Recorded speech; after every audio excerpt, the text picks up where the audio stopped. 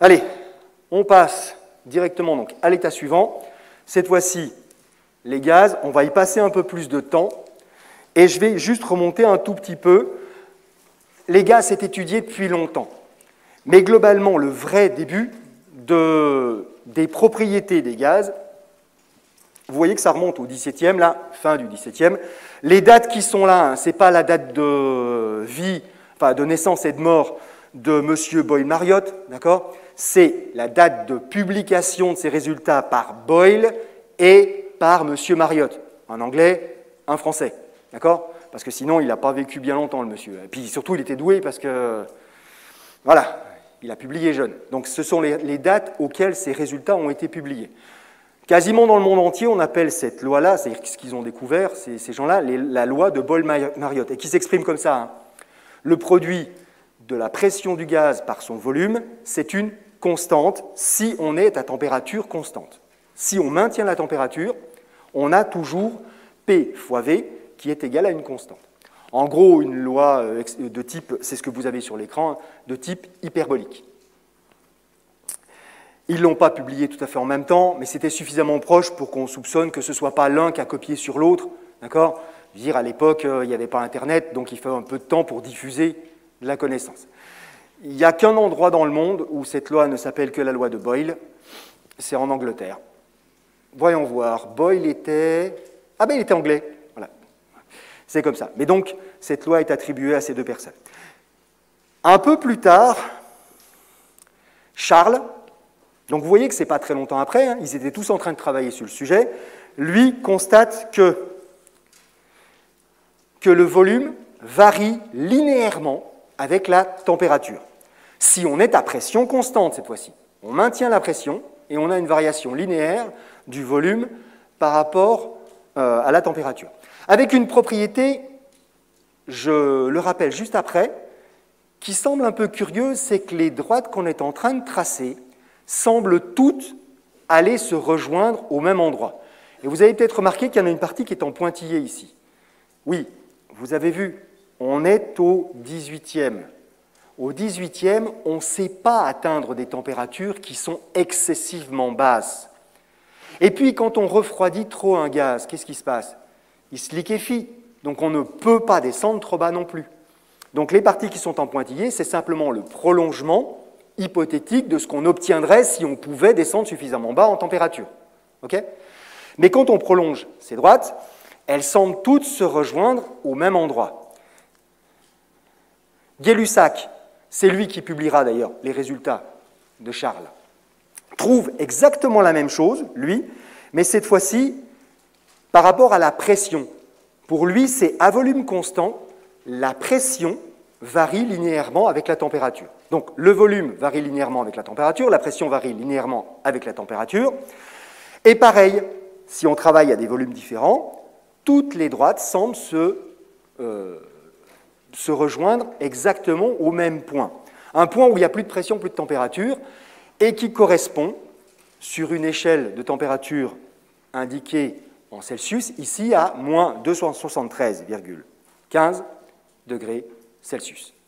Ce qui permettra, à peine un peu plus tard, à quelqu'un que vous connaissez, dont vous connaissez le nom, Lord Kelvin, d'émettre l'hypothèse, qui sera validée par la suite, de l'existence d'une température, d'un zéro absolu.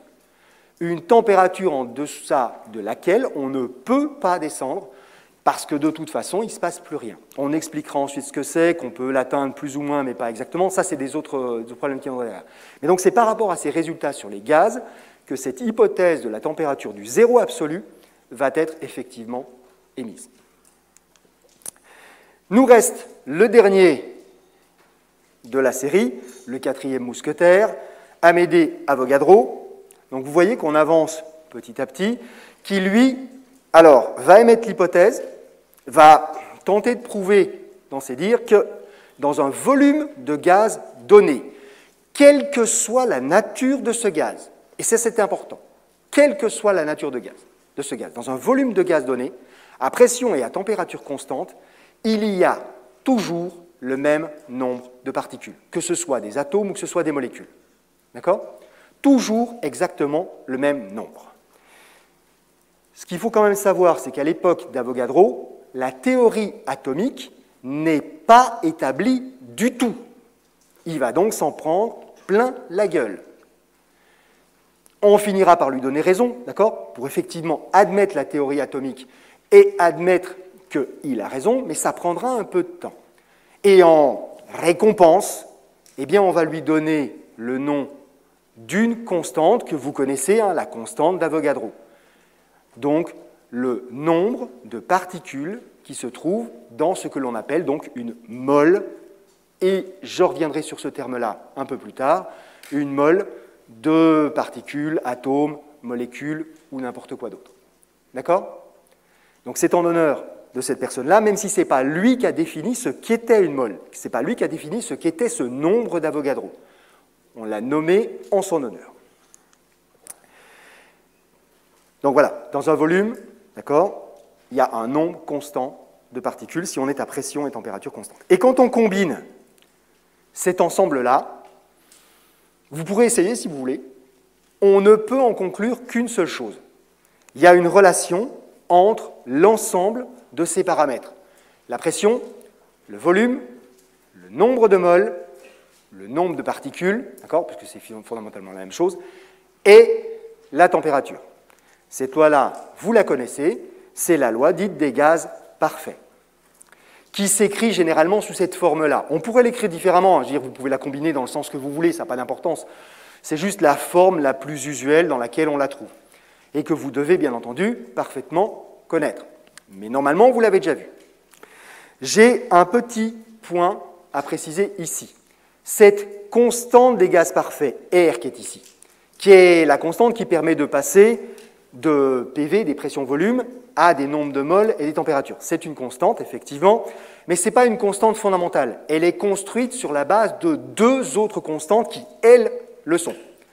Une, exprimée comme étant le nombre d'Avogadro, celui dont on a parlé, combien il y a de particules dans une mole, puisqu'on parle en mol ici, donc c'est juste un chiffre qu'on a défini, on aurait pu en prendre un autre, mais c'est celui qu'on utilise, et, plus fondamental, le B, le KB qui se trouve derrière, qui est la constante de Boltzmann. Et celle-ci est une constante fondamentale de la physique. C'est celle-ci qui est une constante fondamentale. D'accord? Cette constante, elle est égale, elle est déterminée expérimentalement, donc nombre d'Avogadro 6,02 10 puissance 23, il y a des chiffres encore après, mais on n'en a pas besoin. 1,38 10 moins 23, vous voyez que les 23 vont quasiment s'annuler, et on trouve donc un chiffre, quand on fait le calcul, qui est quasiment de notre ordre de grandeur, quoi, quelque chose de facile à manipuler. Donc 8,314, 8,31, 8,32, 8,3, aux alentours de 8. D'accord? Quelle est la précision qu'il faut utiliser? Ça dépend de ce qu'on est en train de faire. Si on fait des calculs hyper précis, on prendra tous les chiffres qui sont ici. Si vous êtes en examen, à mon avis, 8,3, ça suffira largement. Ouais, enfin, en même temps, faire des calculs, et les calculs, vous les faites à la calculatrice, donc 8,3, ça ne pose pas de problème. Okay? Est-ce que cette constante vous sera redonnée systématiquement? C'est bien probable, d'accord? Mais bon, à la limite, de toute façon, si vous avez votre cours sous la main, elle est notée quelque part dedans, vous l'enfuissez pas trop à l'intérieur, et puis voilà, quoi, vous l'aurez sous la main, ce n'est pas vraiment une difficulté. C'est bon? Alors, si vous regardez ce qu'on a ici, puisque R, cette constante des gaz parfaits, elle est en joules, Kelvin-1, mol-1. Si on la multiplie par un nombre de moles, on a des joules, Kelvin-1. Si on la multiplie par une température, qui est donc nécessairement en degrés Kelvin, enfin en Kelvin tout court d'ailleurs, il n'y a pas de degré Kelvin, ça veut dire que ce qu'on obtient par nRT, ce sont juste des joules. Donc le produit de P par V, ce sont des joules, une quantité d'énergie. Cette équation des gaz parfaits est en fait une équation d'énergie qui fait l'égalité entre les deux en mesurant la quantité d'énergie potentielle que l'on possède dans ce gaz. C'est une équation de thermodynamique. D'accord? Voilà, c'est comme ça. Cette constante de Boltzmann, histoire juste de préciser, mais en quelques mots seulement, d'où elle vient, c'est une constante qui a été déterminée un peu plus tard, d'accord, pour savoir d'où elle venait, de la dynamique des gaz, l'étude dynamique des gaz, et en particulier comment la répartition énergétique est distribuée lorsque un gaz est à une température donnée. Plus un gaz est à une température élevée, plus il est agité. Mais c'est une constante, d'accord? L'agitation thermique, c'est de l'énergie cinétique au niveau de chacune des particules.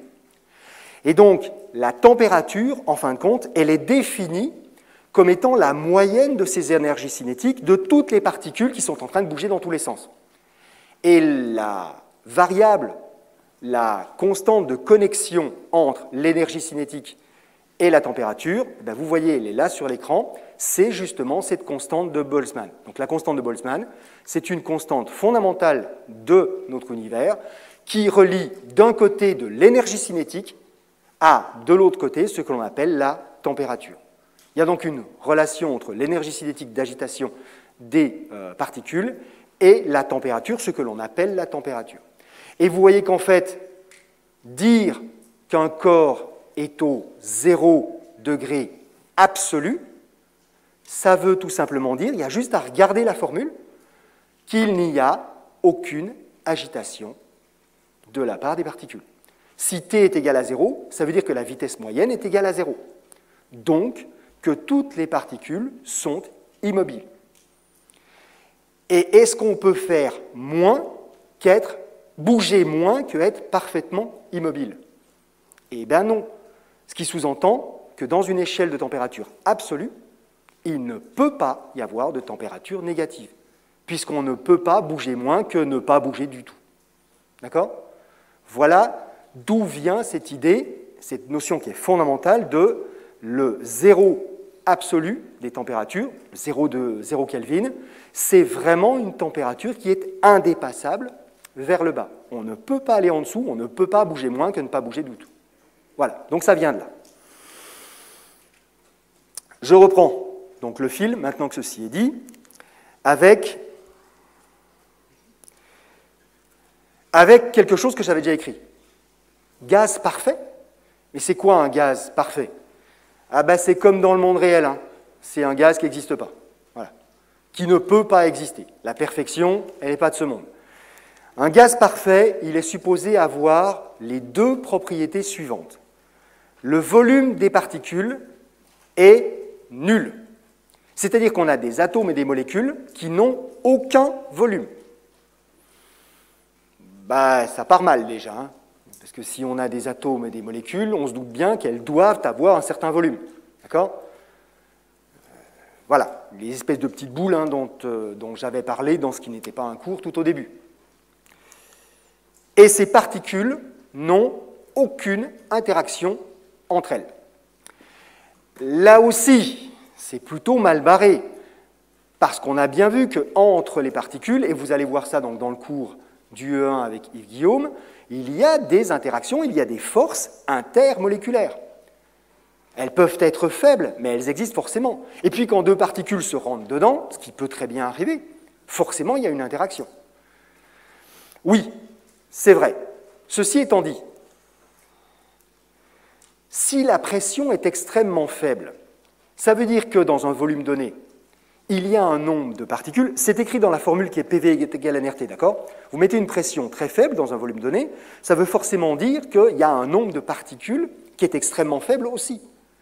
Et s'il y a vraiment très peu de particules, il y a énormément d'espace autour de chacune d'entre elles, et l'espace qui est occupé par chaque atome, par chaque molécule, est ridiculement faible par rapport à l'espace qui lui est disponible. D'accord? Vous imaginez bien que là, quand vous êtes tous dans l'amphi, serrés les uns contre les autres, votre espace disponible, il est relativement faible. D'accord? Mais si on prend un d'entre vous et qu'on le met sur un terrain de football, l'espace qu'il occupe, lui, par rapport à la taille du terrain de football, c'est ridicule. D'accord? C'est négligeable. La probabilité de vous rentrer dedans les uns dans les autres, là, si vous vous levez tous et vous commencez à courir dans tous les sens, elle est très élevée. Si on met deux personnes sur le terrain de football, il va falloir qu'ils se cherchent pour se taper dedans. D'accord? Et pour avoir de l'interaction. C'est exactement ce qui se passe là. Donc si on est à pression très faible, effectivement, le volume des particules n'est pas nul, mais il est totalement négligeable par rapport au volume disponible pour ces particules. Et puis, si on est à température élevée, C'est ce qui était dans mon schéma, d'accord, quand on monte la température. Si on est à température élevée, l'énergie d'agitation est considérablement plus grande que l'énergie d'interaction. Et on va avoir le même type de phénomène. Cette énergie d'interaction devient totalement négligeable par rapport à l'énergie d'agitation. Donc, tous les gaz vont devenir parfaits dès l'instant où on est à pression suffisamment faible et à température suffisamment élevée. D'accord? Alors, ça veut dire quoi, ceci étant dit, pression faible et température élevée? Pression faible, c'est quelques dizaines de bars maximum. Température élevée, c'est quelques centaines de Kelvin. De Kelvin, d'accord? Donc, quand on est à 200 Kelvin, on est encore dans des températures négatives en Celsius. Mais c'est quand même suffisamment chaud pour le gaz pour que l'agitation soit importante et que finalement, ça ne pose pas de problème. Ça dépend, bien entendu, ce que je viens de dire, des gaz, de la nature de ces gaz. Certains gaz, les molécules de certains gaz sont très fortement en interaction. On va prendre l'eau, par exemple, d'accord? L'eau, quand il est sous forme de vapeur, il y a des liaisons intermoléculaires qui sont très importantes, et donc, avant que la vapeur devienne un gaz parfait, il faut quand même monter assez haut en température. D'accord? On va déjà être au moins, de toute façon, pour qu'on ait de la vapeur à pression atmosphérique, et déjà au moins au-delà des 373 degrés, 100 degrés au-dessus des 273, du zéro, Celsius. Et puis, il faudra monter encore un tout petit peu, parce qu'à cette température-là, ce n'est pas encore suffisamment agité pour que, de toute façon, on n'ait vraiment plus d'interaction. Donc, on aura un comportement vraiment parfait un peu au-delà. Ça veut dire que, comment je fais pour faire la décision, moi, quand je suis dans un exercice de PACES à l'examen? Sauf mention contraire, vous avez forcément un gaz parfait. Voilà, c'est tout simple. Si vous étiez dans une situation où le gaz ne peut pas être considéré comme parfait, on vous le signalera. Ce n'est pas vous qui allez deviner. Okay? Donc ce sera systématiquement indiqué. Et en l'occurrence, il n'y a quasiment aucune chance que vous soyez confronté à une situation où le gaz que vous avez à étudier ne soit pas parfait. Donc en gros, vous êtes tranquille. Cette relation-là, vous pouvez a priori toujours l'utiliser. C'est bon ?